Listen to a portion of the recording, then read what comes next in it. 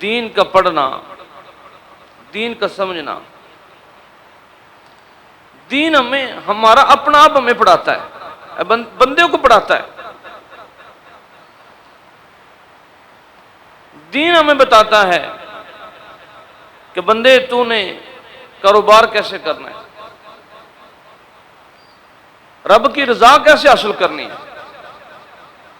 بعض بندے چھوٹی سی بات کہہ دیتے ہیں، عام بندوں کے منہ سے سنا، وہ کہتے ہیں جی سرکار پھر دین دے نال نال دنیا بھی ہونی چاہیے۔ اماں مہربانی وجود رحمۃ اللہ فرماتے ہیں کہ جو دنیا ہے وہ دین کی سکی بہن ہے، یہ ایک نکاح میں نہیں آ سکتے۔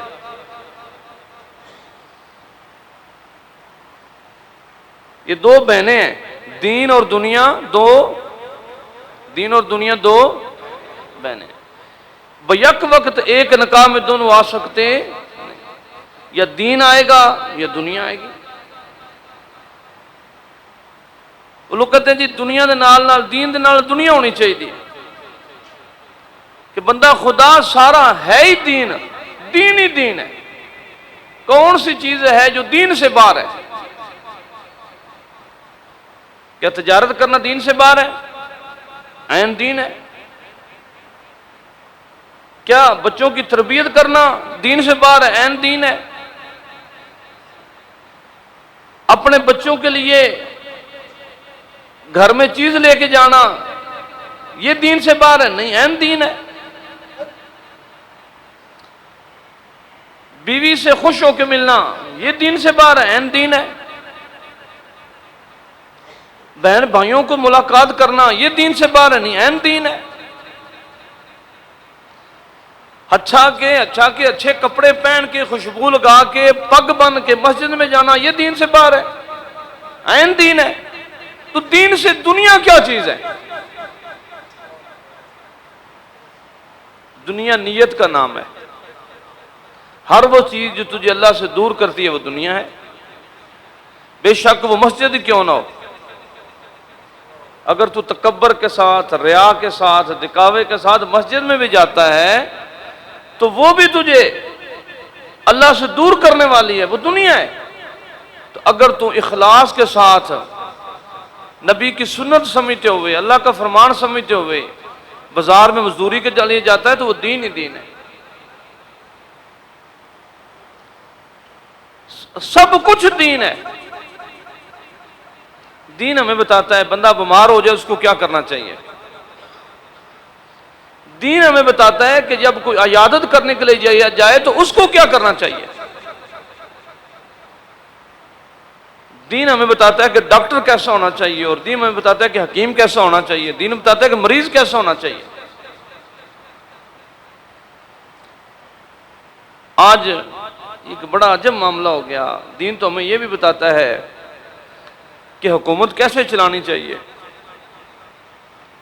اور دین ہمیں بتاتا ہے کہ رایا کیسی ہونی چاہیے۔ رات ایک جگہ پہ میں حاضر ہوا، مجھے ساتھی بتا رہے تھے کہ ٹڈی دل جو ہے یہ ایک چھوٹا سا کیڑا ہے، وہ جس سے ہمارے گھوڑے ہوتے ہیں یہ گھاس والے، ٹڈی وہ حملہ کر رہی ہے، پورے کے پورے علاقے کھا رہی ہے، وہ جس درخت پہ بیٹھتی ہے درخت کھا جاتی ہے، جس میں کھا جاتی ہے۔ تو میں نے کہا کہ کاش ہمارے آپس میں اتفاق ہوتا۔ ایک ملک کے اندر ایک دفعہ آلو زیادہ ہو گئے،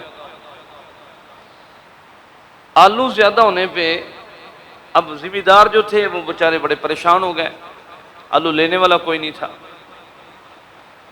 تو ملک کا بادشاہ جو تھا اس نے لوگوں کے سامنے تقریر کی اور بتایا کہ آج کے بعد میں 3 ٹائم کھانے میں آلو کھاؤں گا، آپ بھی کھائیں۔ جو آلو کی فصل تھی اس پہ کنٹرول ہو گیا۔ ہمارے ایک بزرگ تھے حاجی محمد الیاس صاحب رحمۃ اللہ علیہ، شرکوشی میں رہنے والے تھے۔ انہوں نے اس دور میں ہمارے ملک کے جو صدر تھے ان کا نام تھا جنرل ضیاء الحق صاحب، اور وزیر اعظم جو تھا ان کا نام تھا محمد خان جنیجو صاحب۔ یہ دو اس وقت ہمارے ملک کے ایک وزیر اعظم تھے، ایک ملک کے صدر تھے. کوئی بات ہوئی تو اخبار پہ انہوں نے دے دیا، بیان دے دیا. جنرل صاحب نے کہا کہ جو ملک ہے ہمارا، جو میرے پاس کوئی اللہ دین کا چراغ نہیں ہے کہ میں اس کو رگڑوں اور صبح حالات ٹھیک ہو جائیں. اور جنیجو صاحب نے کہا میرے پاس کوئی گدڑ سنگی نہیں ہے کہ حالات ٹھیک ہو جائیں، ہم کوشش کر رہے ہیں حالات ٹھیک ہو جائیں گے. ایسی بات کی. حاجی ریاض صاحب رحمۃ اللہ علیہ نے وہ بادشاہوں کو خط لکھتے تھے نصیحت کے لیے. انہوں نے وہ پڑھا اور انہوں نے بادشاہ کو، صدر کو خط لکھا، وزیر اعظم کو خط لکھا، گورنر صاحب کو خط لکھا. مضمون ایک تھا، مختلف لوگوں کو خط لکھا، نام علیحدہ علیحدہ. خط میں کہا کہ میں آپ کو بتاتا ہوں گدڑ سنگی کیا ہے اور اللہ دین کا چراغ کیا ہے. 3 لوگوں کی مثالیں دی. بتاتے ہیں کہ سیدنا عمر فاروق امیر المومنین رات کو دیکھا گشت کر رہے ہیں، بیس بدلا ہوا ہے، گشت کر رہے ہیں. دیکھا کہ ایک عورت تنہا اکیلی اونٹ پہ بیٹھی ہوئی جا رہی ہے. آپ غصے سے اس کے اونٹ کی نکیل پکڑی، روکا. میں بی بی اکیلی کیوں؟ تیرا محرم، تیرا ماموں، تیرا چاچو، تیرا والد، تیرا میاں، تیرا بیٹا، تو اکیلی سفر کر رہی ہے. اس عورت نے آہ کی، ہائے کیا عمر فوت ہو گیا؟ اگر عمر زندہ ہوتا تو شخص تیری جرت نہ ہوتی تو میرے اونٹ کی نکیل پکڑتا. آپ نے اس نکیل کو چھوڑ دیا اور اپنی چادر بچھائی اوپر سجدے میں سر رکھ دیا. اللہ کی بارگاہ میں گڑ گڑا کے دعا کی، اللہ جو لوگ ہیں ان کے دل میں میرے متعلق ایسے گمان ہے، اللہ تیری مہربانی ہے. آج ہمارے یہ بڑا رواج ہے، کسی کا کاروبار چل پڑے تو والدہ، والد، لڑکا، بندہ وہ کہتے ہیں جناب منڈے محنت بڑی کی تھی ہے، منڈے نے بڑی محنت کی تھی ہے، دن رات ایک کیتا ہے، ویکھو ماشاءاللہ انہیں گھر بنا لیا، انہیں آ کر دیتا، انہیں آ کر دیتا. اور جب کبھی نقصان ہو جائے تو آندھے نہیں بس اللہ دی مرضی جی. بڑا معاملہ کہ جب کوئی چھوٹی سی بات ہو جائے تو وہ اپنے سر پہ جتنی دیر میں نہ ہو جائے اتنی دیر تک تسلی نہیں ہوتی، اور جب نقصان ہو جائے تو پھر وہ اللہ کی طرف منسوب کرتے ہیں. بے شک اچھائی اور برائی جو اللہ کی طرف سے ہے حق ہے، اس میں اللہ جانتا ہے بہتری ہے. لیکن بندے یہ اتنا تیرا قد ہو گیا، یہ اللہ کا فضل ہے، یہ اللہ کا احسان ہے، اللہ کی مہربانی ہے. تو سیدنا عمر فاروق رضی اللہ عنہ سر سجدے میں رکھا اور اللہ کی بارگاہ میں عرض کی، یا اللہ تیرا شکر ہے. فرمایا کہ دوسرا اللہ دین کا چراغ یہ ہے کہ اورنگزیب عالمگیر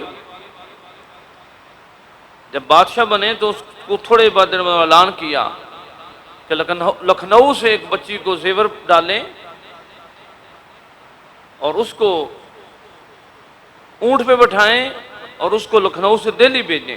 رستے میں اگر کوئی مرد کھڑا ہو کے اس عورت کی طرف آنکھ بھر کے دیکھے، میں مرد کو نہ ڈھونڈو، اورنگزیب عالمگیر کی آنکھ نکال دینا. یہ وقت کا بادشاہ اعلان کر رہے ہیں. اس لیے کہ اگر ان کے عوام کے ساتھ کوئی تعلق تھا اور راتیں ان کی اللہ کی بارگاہ میں گزرتی اور اللہ سے گڑ گڑانا اور وہ مکمل آخرت کی تیاری. ہمارا اگر تاجر تجارت بھی کرتا ہے تو وہ اللہ کے لیے کرتا ہے، آخرت کے لیے کرتا ہے. باتوں سے باتیں نکل رہی ہیں. سیدنا عثمان غنی رضی اللہ عنہ، آپ قافلہ آ گیا مدینہ المنورہ میں، قحط تھا، اونٹ لدے ہوئے ہیں، اور انہوں نے کہا جی کہ عثمان آپ نے گندم منگوا لی ہے، مدینہ المنورہ میں گندم نہیں ہے، تاجر آ گئے ہمیں دیں، ہم اپنی دکانوں پہ رکھیں؟ فرمایا کہ میرا سودا کسی بڑے تاجر کے ساتھ چل رہا ہے، کہتے ہیں کہ آپ کو ہم ڈبل منافع دیں گے، اگر آپ نے ایک بوری 100 روپے کے لیے ہم 200 دیں گے۔ آپ ہمیں نہیں، جس سے میرا تل چل رہا ہے وہ بہت زیادہ نفع دے رہا ہے۔ میں نے وہ کتنا نفع؟ کہتے ہیں کہ اس کا وعدہ ہے، اس میں بات ہے، اس کی بات یہ ہے کہ وہ کہتا ہے کہ 80%، 100 روپے کی بوری 80 میں لے گا، 8000 میں لے گا۔ تاجروں نے ہاتھ پیچھے کر لینا، او اللہ معاف، یہ کون لے سکتا ہے؟ تو میں کہوں میرے اللہ کی ذات ہے۔ آج عمر نے، آج عثمان نے ان سے اللہ سے سودا کر لیا ہے، آج یہ اللہ سے بارگاہ میں سودا کیا ہے، اور آپ نے اعلان کر دیا کہ جس جس کو ضرورت ہے آ کے، یہ اونٹ اتر گئے ہیں، جس جس کو ضرورت ہے، جتنی ضرورت ہے وہ آ کے گندم لے جائے۔ اور پھر وہ بھی صحابہ تھے، یہ دور نہیں تھا، لاک ڈاؤن ہوا ہے، اور لوگ جو ہیں وہ لوگوں کو دے رہے ہیں کہ جناب یہ آپ کے لیے کھانا ہے، یہ روٹی ہے، لے۔ اور جو لینے والے ہیں انہوں نے بوریاں کئی بھری ہوئی ہیں، کئی گنڈلیاں بھری ہوئی ہیں۔ سیدنا عمر فاروق رضی اللہ عنہ بارگاہ ایک بندہ مانگنے کے لیے آیا، تو آپ ان کو کہتے ہیں کہ مجھے کچھ دیں۔ اس کے پاس آٹا تھا، اب میں یہ کہاں سے لیا ہے؟ وہ کہتے ہیں جی کسی اور جگہ سے لیا ہے۔ فرمایا کہ تیرے لیے تو آپ نے وہ آٹا چھین کے بیت المال کے گھوڑے کو ڈال دیا، میں تو مانگنے والا ہے۔ میرے دادا مجھ سے کہا فرماتے تھے اگر بندے کو ضرورت ہو صرف ایک وقت میں، ایک وقت کے لیے بندہ مانگ کے کھانا کھا سکتا ہے۔ ہمارے جب کوئی مانگنے والا مر جائے تو پھر پتہ چلتا ہے کہ اس کے بینک کے اندر کتنے پیسے تھے۔ یہ بات موضوع اور طرف چلا گیا، اللہ اکبر۔ تو پھر دوسرا فرمایا کہ تیسرا فرمایا کہ میر عبد الرحمن جو افغانستان کے صدر تھے، بادشاہ تھے، قریب گزرے ہیں، زیادہ وقت نہیں ہوا۔ جن دنوں میں یہ بدبخت وہ